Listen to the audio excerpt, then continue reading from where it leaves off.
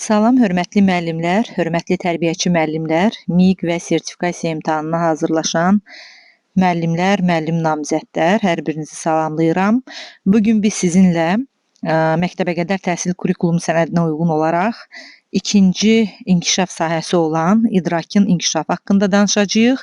İdraki inkişafın xarakteristikası haqqında danışacağıq ki, idraki inkişafa nələr daxildir, biz əsas hansı məqamları nəzərə almalıyıq. Amma izahımıza keçməzdən öncə mən istəyirəm sizə özüm haqqında məlumat verim. Adım Çimnaz Çıxverziyeva. Məktəbəqədər MİQ və sertifikasiya imtahanına hazırlaşan müəllimlər üçün onlayn hazırlıq kursları hazırlayıram və bu kursa qeydiyyat üçün WhatsApp nömrəmizi xatırlatmaq istəyirəm. 055 933 55 75 nömrəsi ilə əlaqə saxlayaraq dərslərimiz haqqında əlavə məlumat ala bilərsiniz. Özüm haqqında o məlumatı sizə verim ki, hazırda Azərbaycan Dövlət Pedaqoji Universitetinin sabah qruplarında məktəbəqədər təhsil fakültəsində dərsləyirəm. Universitetdə tərbiyəçi müəllimin pedaqoji ustalığı və sosial-emosional öyrənmə fənlərini tədris edirəm. Magistr təhsilim ADA Universitetində almışam magistr təhsilimi. Təlim və tədrisin təşkili və metodikası üzrə magistr proqramını fərqlənmə diplomu ilə bitirmişəm. Bakalavr təhsilim isə Azərbaycan Dövlət Pedaqoji Universitetində ibtidai sinif müəllimliyi ixtisası üzrə olub. Və bu kursu bu mənim hazırladığım təlimləri digər təlimlərdən, digər kurslardan fərqləndirən cəhətlər haqqında sizə qısa məlumat vermək istəyirəm. Gəlin dərslərimizin təşkili barədə qısa sizə məlumat verim. Belə ki, biz mövzuları burada sıfırdan və sadə dillə izah eləyirik. Elə izah eləyirəm ki, siz həqiqətən mövzuları dərk edərək, başa düşərək irəliləyəsiniz. Sizə heç bir qaranlıq məqam qalmasın oxuduqlarınız haqqında, materiallar haqqında və PDF və testləri başdan sona təmiz, aydın, məqsədə uyğun şəkildə hazırlayırıq. Hər bir testi, PDF-i, orada əks olunan fikirləri tam başa düşürük. Dərslərimiz qısa, yığcam və dinc şəkildə keçir. Yəni sizi yormadan öyrədirəm.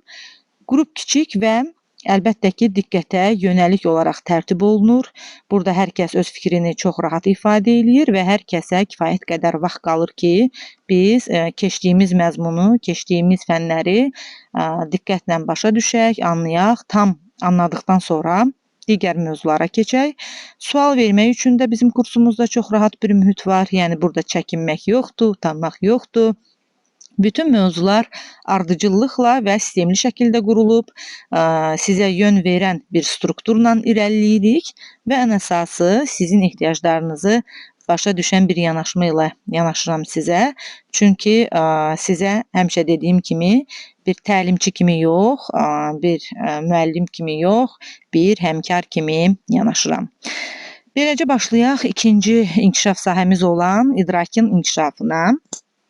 Və idrakın inkişafına nələr daxildir, hansı xüsusiyyətlər daxildir, biz burada nələri bilməliyik və məktəbəqədər təhsilin kurikulumu sənədini siz yəqin ki, internetdən indirmisiniz və həmin sənədlə tanış olmusunuz. Orada görmüsünüz ki, fiziki inkişaf, sağlamlıq və təhlükəsizlik inkişaf sahəsindən sonra, daha sonra idrakın inkişafı gəlir. İdrakın inkişafı nədir? Onun məqsədi nədir? Biz tərbiyəçi müəllimlər uşaqları idraki cəhətdən inkişaf etdirmək üçün nə etməliyik? Onların hansı tələbatlarını qarşılamalıyıq? Hansı bacarıqları onlarda formalaşdırmalıyıq? Bugün bu barədə danışacağıq.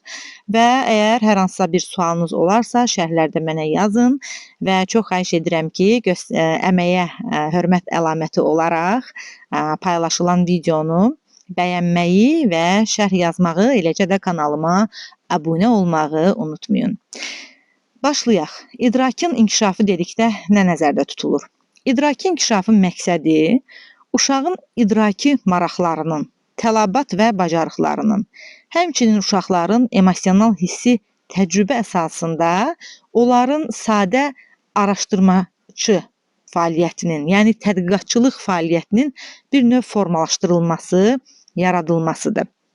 Burada sensor, nitq inkişafı, idraki qabiliyyətlərin və ətraf aləm haqqında ilkin təsəvvürlərin və anlayışların, əşyavi fəaliyyətin, dərk etmə tələblərinin formalaşdırılmasının, eləcə də təlim zamanı fəallığın təmin olunması, ətraf aləmin dərk edilməsində xüsusi rol oynayır idrakin inkişafı və bu məsələlərlə bağlı biz təməl qoyuruq ki, uşaqda idraki qabiliyyət inkişaf eləsin. İdraki, yəni dərk etmək deməkdir. İdrak sözünü biz araşdırsaq, kökünü görərik ki, burada məsələ dərk etməkdən, nə isə qavramaqdan gedir. Yəni idraki fəaliyyət nə ilə bağlı oldu? Dərk etməklə, nə isə anlamaqla, qavramaqla bağlı. Yəni uşaqlar həyatları boyunca, xüsusən də məktəbəqədər yaş dövründə bir çox şeylə yeni tanış olurlar, yeni öyrənirlər, həyatı yeni öyrənirlər, yeni dərk etməyə, yeni qavramağa başlayırlar hər şeyi. Ola bilər ki, biz böyüklər üçün hər şey artıq adiləşib, normallaşıb, amma uşaqlar üçün yağışın yağması qeyri-adidir. Günəşin çıxması qeyri-adidir. Təbiət hadisələri onlar üçün qeyri-adidir. Ümumiyyətlə ətraflarında gördükləri, yeni gördükləri hər şey qeyri-adidir. Çünki onlar yeni doğulublar və bir çox şeyi yeni öyrənirlər, yeni mənimsəməyə başlayırlar və bu onlar üçün yenidir. Yəni bu dövrdə uşaqlar təmasda olduqları əşyaların adlarını, onların əlamətlərini, necə hərəkət etmək lazım olduğunu, necə özlərini düzgün ifadə etmək lazım olduğunu və bu istiqamətdə əlbəttə ki, nəyi? Məntiqi mühakimə yürütmək, yəni düzgün nəticə çıxarmaq, sadə ümumiləşdirmələr aparmaq, müəyyən bir nəticəyə gəlmək, yəni əqli bir nəticəyə gəlmək kimi qabiliyyətlər nümayiş etdirirlər. Buradan biz nə başa düşürük? Yəni təmasda olduqları əşyaların adlarını, yəni onlar ayırd edirlər canlıları cansızlardan. Məsələn, heyvanlar aləmini öyrənirlər, onların əlamətlərini öyrənirlər, rəngləri öyrənirlər, necə hərəkət etmək lazım olduğunu öyrənirlər, özlərini düzgün ifadə etməyi öyrənirlər və öyrəndikləri əsasında da müəyyən bir nəticəyə gəlirlər, müqayisələr aparırlar. Məsələn, bir böyük, bir kiçik əşya götürürlər, hansının böyük, hansının kiçik olduğuna dair onların əlamətlərini qavrayırlar və bir müqayisə aparırlar ki, bu böyükdür, bu kiçikdir, sadə bir nümunə olaraq desək. Və idrak üzrə uşağın yerinə yetirdiyi tapşırıqlar onların məntiqi mühakimə yürüdə bilmək bacarıqlarını, onların intuisiyasını, yəni uşağın bir növ məntiqini, məkan zaman haqqında təsəvvürlərini genişləndirir. Ki, biz hansı zamandayıq, hansı zaman daxilində hadisələr baş verir, hansı məkandayıq, bu haqda müəyyən düşüncələri formalaşır. Və əlbəttə ki, idraki inkişafa nə daxil idi? Riyazi bacarıqlar. Yəni, məntiqi riyazi bacarıqlar.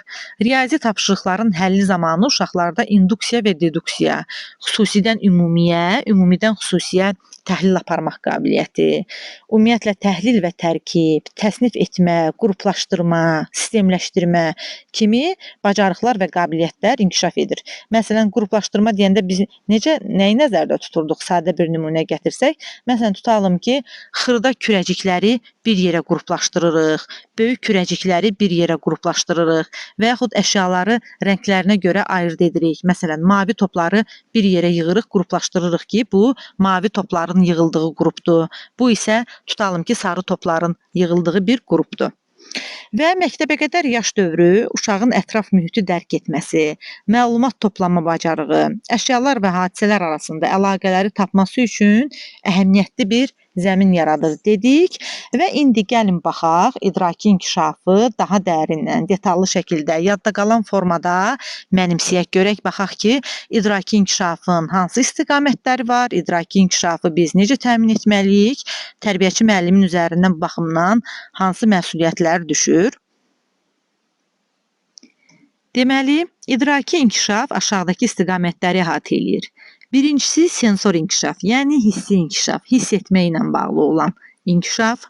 İkincisi nitqin inkişafı biz dedik, ünsiyyət bacarıqlarının formalaşması, nitq inkişafı. Eləcə də üçüncü məntiqi və yaradıcı düşüncə, yaradıcı təfəkkürün inkişafı, məntiqi düşüncənin inkişafı da idraki fəaliyyətlə bağlıdır. Yəni dərk etməklə, qavramaqla bağlıdır. Yəni dərk etməsi, qavraması olmayan insan məntiqi bir mühakimə, məntiqi bir fikir irəli sürə bilərmi? Bu baxımdan məntiqi düşüncə də idraki fəaliyyətlə bağlıdır. Eləcə də əşyavi fəaliyyət, yəni əşyalarla manipulyasiya etmək, əşyavi fəaliyyət və müşahidə qabiliyyəti, həmçinin də ilkin, yəni təməl olaraq araşdırma, tədqiqatçılıq qabiliyyəti və müstəqil qərar vermək qabiliyyəti. Uşaqlar bu mərhələdə ətrafdakı əşyaların adlarını öyrənirlər, rəngini öyrənirlər, xüsusiyyətlərini öyrənirlər, həmçinin funksiyalarını öyrənirlər ki, əşyalar nəyə xidmət edir. Məsələn, çəngəl yemək yemək üçün istifadə olunur, top oynamaq üçün istifadə olunur. Onların əlamətləri yumru olması, bərk olması, rəngləri məsələn bura daxildir. Eləcə də məntiqi mühakimə qururlar, səbəb-nəticə əlaqələri yaradırlar ki, müəyyən hadisə hansı səbəb nəticəsində yaranır.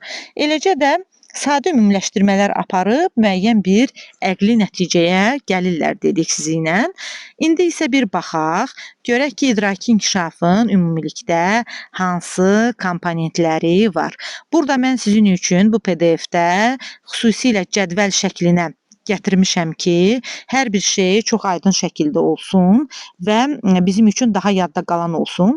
Əgər bu PDF-i əldə etmək istəyirsinizsə, WhatsApp ünvanına yaza bilərsiniz və ödənişsiz olaraq bu PDF-i əldə edə bilərsiniz. Bunun üçün 055 933 55 75 WhatsApp nömrəsinə yazmağınız kifayət edir. Bundan başqa bu mövzunun testi də mövcuddur. Həmin testi də tam ödənişsiz olaraq əldə etmək üçün WhatsApp nömrəsinə yaza bilərsiniz. Eləcə də bizim WhatsApp qrupumuza üzv ola bilərsiniz. Orada həmin PDF-lər və testlər tamamilə ödənişsiz olaraq paylaşılır sizin üçün. Həmin testləri edib biliklərinizi daha da möhkəmləndirə bilərsiniz. Gəlin davam eləyək. İdraki inkişafın komponentləri dedikdə biz nəyi nəzərdə tuturuq? Gəlin baxaq. Birinci komponent dedik ki, sensor inkişaf, yəni hissi inkişafla bağlıdır. Gəlin bir nümunə gətirək ki, bəs bu sensor inkişaf, hissi inkişafa nələr daxildir? Məsələn, materialları, rəngləri, ölçüləri ayırt etmək.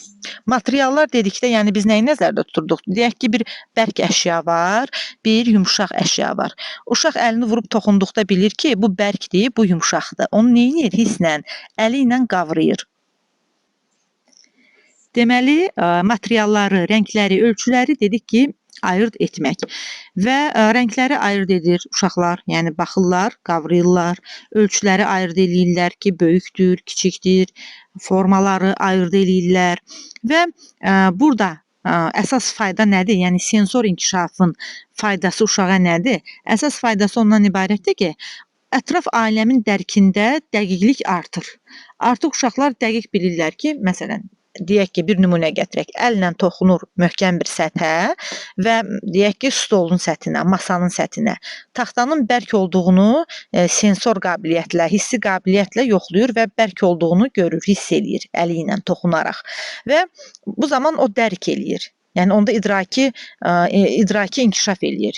İdraki inkişaf edir və dəqiqlik artır ki, artıq bu səth deyək ki, bərkdir və yaxud yumşaq bir yastığa toxunanda onun yumşaq olduğunu uşaq qavrayır və onda bir idraki inkişaf gedir. Sensor inkişafa dair ki, bu səth yumşaqdır və müqayisələr aparır bir-birinin arasında.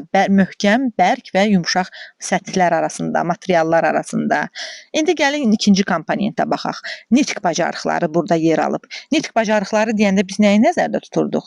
Məktəbə qədər yaş dövründə olan uşaqların söz ehtiyatı, ki, nə qədər söz bilirlər, öz yaş səviyyələrinə görə, yaş səviyyəsi artdıqca söz ehtiyatı da əlbəttə ki, artır.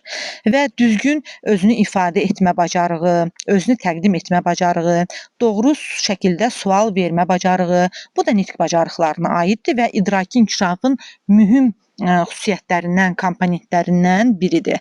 Və bu zaman faydası nədir? Nitq bacarıqları formalaşarkən burada fikir mübadiləsi aparmaq və xüsusən də məktəbə hazırlıq prosesinə, yəni daha sonra ibtidai sinifə, ümumi təhsilin digər pillələrinə bir hazırlığın əsası qoyulur burada. Yəni təlim prosesində bir fəallıq yaradırıq biz və bu fəallıq da artıq məktəbə hazırlığa doğru, 5 yaş qrupuna doğru getdikcə artır və onların söz ehtiyatı da, nitq bacarıqları da inkişaf etməyə başlayır. Və məntiqi düşüncə bizim üçüncü komponentimizdir. İndi gəlin məntiqi düşüncəyə də baxaq.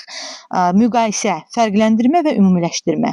Bayaq mən ümumiləşdirməyə dair sizə bir nümunə gətirdim, müqayisəyə dair nümunə gətirdim. Yəni uşaqlar əşyaları bir-biri ilə müqayisə edirlər. Bu böyükdür, bu kiçikdir, bu istidir, bu soyuqdur deyə bir-birlərindən fərqləndirirlər.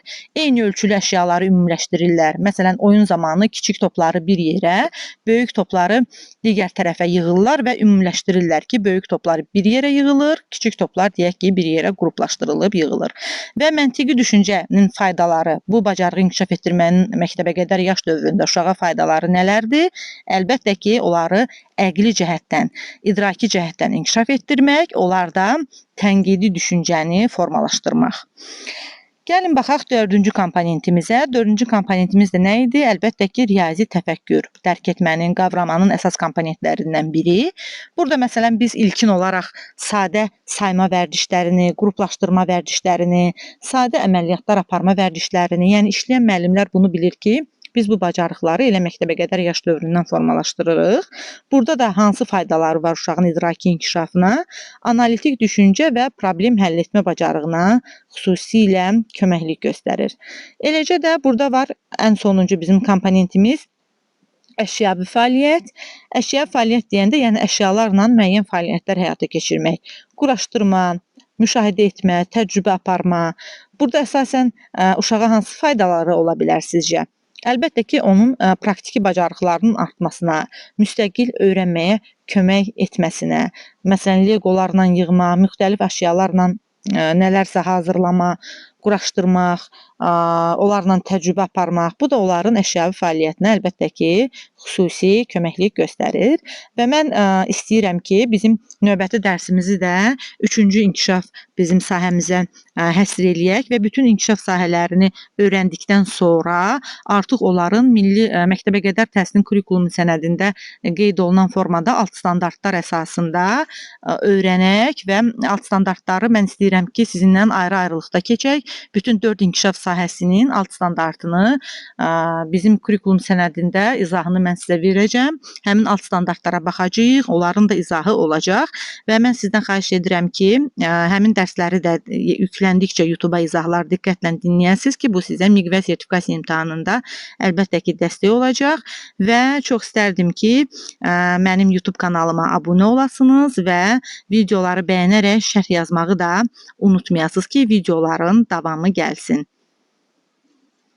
Gəlin davam eləyək. Baxaq ki, idraki inkişafın təmin edilməsi üçün biz tərbiyəçi müəllimlər hansı fəaliyyətləri həyata keçirə bilərik ki, məktəbəqədər təhsil müəssisəsində ki, uşaqlarda idraki inkişafı tamamilə təmin etmiş olaq.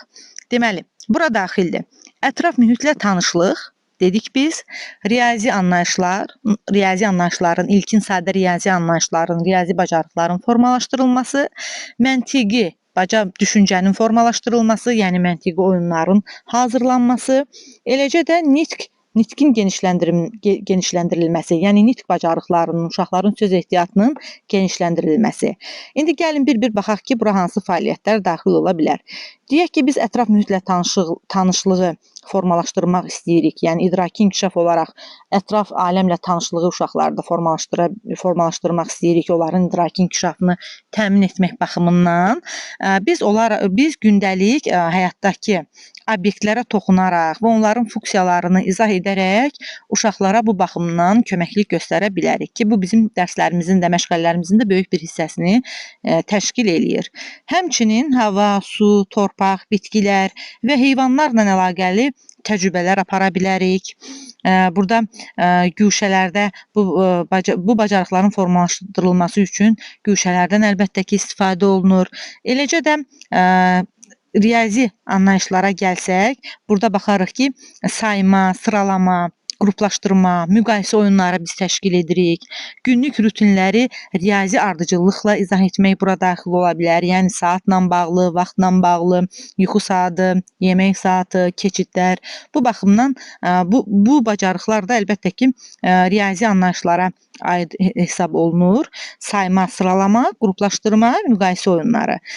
Həmçinin məntiqi düşüncə oyunları da bura daxildir. Bilirsiniz ki, məktəbəqədər yaş dövründə biz istifadə edirik tapmacalardan, müxtəlif ziddiyyətləri, əks fikirləri bir-birinə tapmaqdan, şəkilli ardıcıllıqdan, yəni şəkilləri ardıcıllıqla düzmək, hekayələşdirmək, müəyyən səbəb-nəticə əlaqələri qurmaq bura daxildir əlbəttə ki.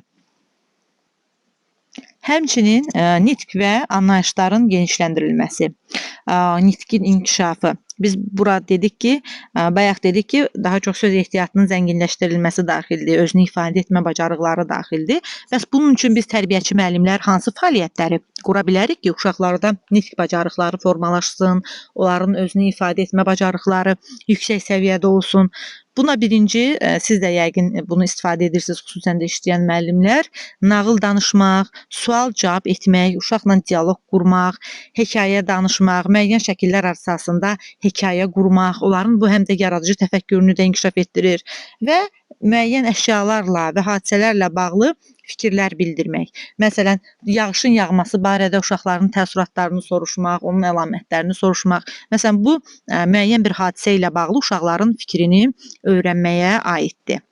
İndi gəlin baxaq, sizinlə qısa bir təkrar edək. Bugün biz sizinlə ikinci inkişaf sahəsi olan idrakin inkişafı haqqında danışdıq və bu haqda mən istəyirəm ki, sizə refleksiya sualları təqdim edeyim. Görək ki, bugün öyrəndiklərimiz haqqında necə xatırlayırıq?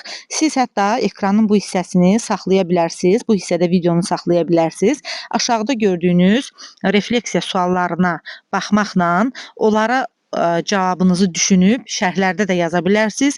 Məsələn, idraki inkişafın əsas məqsədi nədir? Bu sualları mən sizin üçün qoy səsləndirim. Siz də onlara cavabı düşünərək şərhdə yazın. Bu həm də mən onu qeyd edeyim ki, müsahibə mərhələsində sizə lazım ola bilər. Ola bilər ki, sizin müəyyən pedaqoji bacarıqlarınızı yoxlamaq üçün bu suallar təkcə testdə yox, imtahanın müsahibə mərhələsində də sizə düşə bilər. Bu suallar haqqında düşünməklə həmin müsahibə mərhələsinə də hazırlaşa bilərsiniz. Yəni sizə köməklik eləyə bilər. İkinci sualımıza baxaq. İdraki inkişaf sahəsində sensor inkişaf nəyə xidmət eləyir? Üçüncü sualımız, uşaqlarda nitqin inkişafı idraki bacarıqlara necə təsir edir? Və bir neçə sualımızı da mən sizə saxlayıram. Həmin sualları özünüz oxumaqla cavablandıra bilərsiniz. Əgər onlayn dərslərimiz haqqında məlumat əldə etmək istəyirsinizsə, bizim WhatsApp qrupumuza və əlbəttə ki 055 933 55 75 nömrəsinə əlaqə saxlaya bilərsiniz və dərslər haqqında ətraflı məlumat ala bilərsiniz. Həmçinin YouTube kanalıma abunə olmağı, bəyənməyi və şərh yazmağı unutmayın. Sizə uğurlar arzulayıram. Növbəti dərsimiz isə addım-addım və sistemli hərəkət etdiyimiz üçün üçüncü inkişaf sahəmiz olacaq. Hər birinizə uğurlar arzulayıram. Gələn dərslərimizdə görüşənədək.